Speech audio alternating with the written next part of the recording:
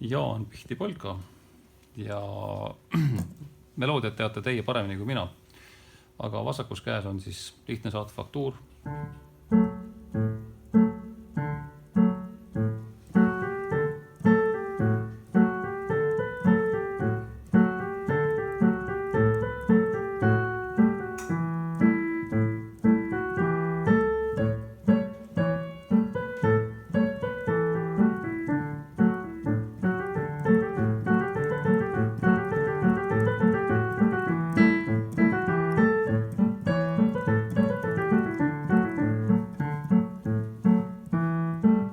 Kui lähete A7-sse, siis on seal sellised nootid.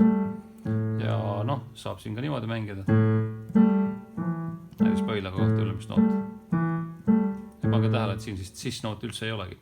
Teine variant on see, et te mängite A7 niimoodi. No see on tunduvalt keerulisem.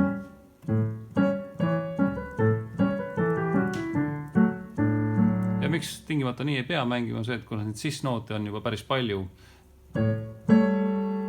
tegelikult kokku moodustub sellest juba akord.